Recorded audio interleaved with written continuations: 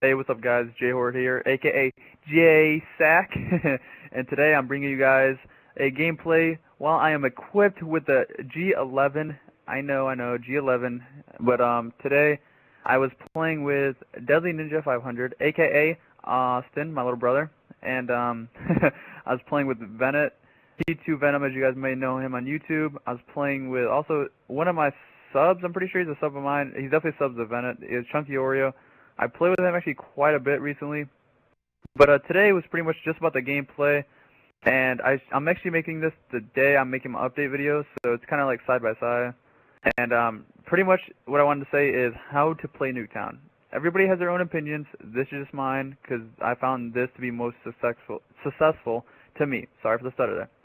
So what I like to do is I like to stay in the middle of the map, preferably near the, is that even a word, preferably? Anyway, near the Humvee, pretty much. I just want to stay around here because I have many lines of sight towards the spawn. Like, you see this, I'm picking up my Huey, picking up, I think I got my dogs off this. It's just ridiculous. It just keeps going and going. And what I wanted to talk about is real quick, I think I'm doing it right now. Alright, do it right now. Alright, sorry about that. So, the reason why I called them my dogs and my chopper gunner instantly with each other is because of this. Now, I got this off of X-Jaws. I didn't make this or anything. It's just the idea came from him, so I kind of used it only for Nuketown. I do it for some other maps too as well, but mainly it's just Nuketown. Alright, you call in your dogs and your chopper gunner. You say, hey, J-Hort, why do you do that? Well, this is it. You call in your dogs and chopper gunner because if you just have your chopper gunner out, you're only going to get people that are pretty much being retards that are like level 23 non-prestige running outside saying, ooh, there's a big plane in the sky. Yeah, well, there's going to be other guys just camping in the house, their buns off with claymores, motion sensors, just sitting there, and you're only maybe get like 2 kills. Maybe 5 if those guys just push X and keep running back out, but I mean, it's pretty much like a lose-lose situation. So if you call in your dogs, then they could just, I don't know, shoot them in the back of their own spawn. I mean, you could run up and just shoot them while they're shooting your dogs, but that kind of flips the spawns. Your teammates yell, oh, I died off my Blackbird, oh, this, that, and the third. Well, forget that. So you'd call in both, and the reason for that is it's pretty much like kind of like a double duo, kind of like how the Pavlo and Harrier strike was in Modern Warfare 2. And right there, that's why you don't rush spawns in this game or in this map. That's my opinion, anyway. But yeah, so it's kind of like the double duo. So when you have your dogs out and your chopper gunner, it's kind of like having. All right, scratch that. I don't even know. It's just awesome. It's pretty much like a boner. So you have your dogs out and your chopper gunner. You're ready to go to Pound Town. So the reason why I call them both is because, all right, usually if you call in chopper gunner, they hide, right? So if you call in your dogs, it kills the enemies in there, unless they're really camping balls off, which is kind of rare to me, but I haven't really noticed it. So I call them both a lot. And a Dolphin 9 for the win. But sorry to always get sidetracked. But anyway, so you call them both because when your dogs go up in the buildings, like the little 2 houses or whatever, it kills the enemies. Now, I don't know about you guys. You guys I could be wrong. Maybe Vacant is like the only one, but to me, there's no spawn that spawns you inside of a building, except maybe like Radiation, that warehouse. That's the only thing I can think of. But there's pretty much every spawn is outside.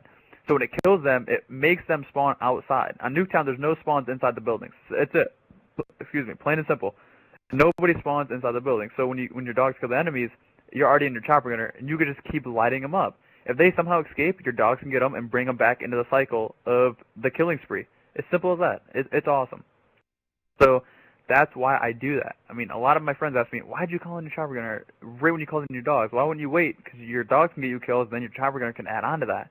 Well, from my own experience, I noticed my dogs really don't give me that much kills. I mean, or they do.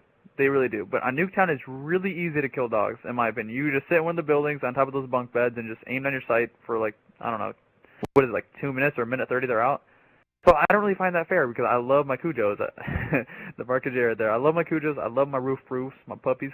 And I want them to get food. I want them to be starving, and they usually are.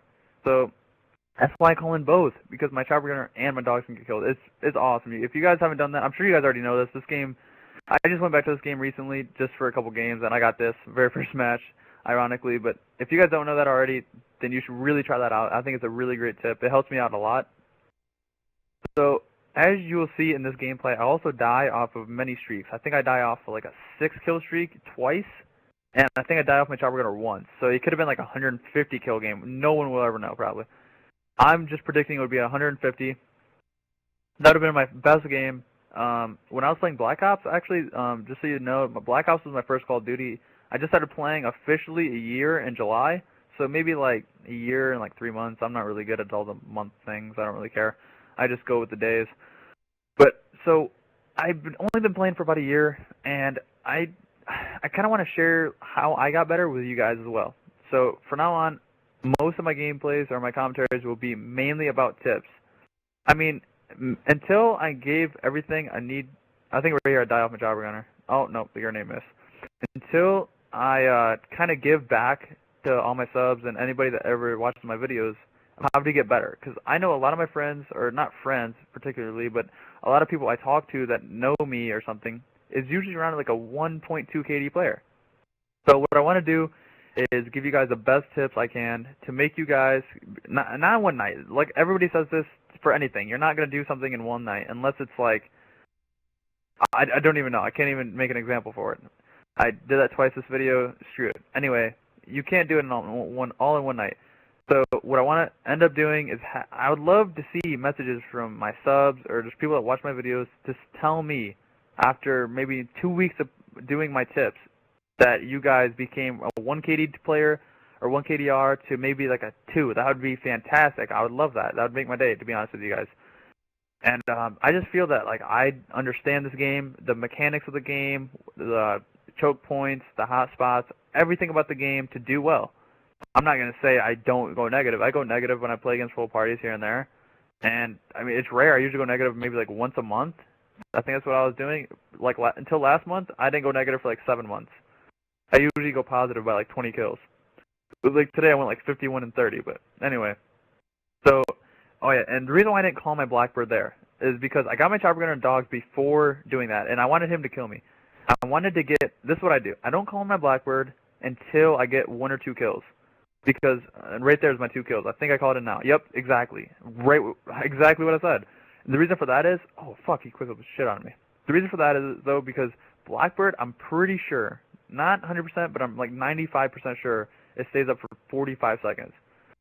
And that's just what I'm pretty sure about. So think about it. If you 45 seconds, it sounds like a pretty long time when you're actually in the game. But when you're actually in your zone, it feels like 10 seconds. It feels like it goes away like a couple seconds after you call it in. So I like to get a couple kills to guarantee like 3 or 4 more kills to get another Blackbird. That's pretty much why I do that. Pretty much for Nuketown though, I would say to pretty much play cautious, very fucking cautious. Excuse my French, but pretty much just play defensive. I am a huge rusher, huge rusher. I always average maybe around like 30 to 40 plus kills a game, and I usually do fairly decent rushing. That's what I do. That's my play style. But I came to realize recently that for some situations and for some, I guess you could say like maps, you can't rush, particularly Nuketown right here. So that's why I learned to play defensive, and I got this game. Very first game, I swear to God, my very first game on Black Ops that day. I was like, all right, let's try some Nuketown out with 3 of my buddies, and I pulled this out of my ass. It was out of nowhere. And okay, right now I'm on a streak. I think I actually get my Blackbird, and then the game ends. But guys, hopefully these tips helped you out quite a bit. I mean, this is pretty much for any map. Just learn how to rush when you need to, learn how to play defensive when you need to. I'm not going to say camp because camping is like blind and assassin in a corner, but hopefully you guys helped you out, and peace.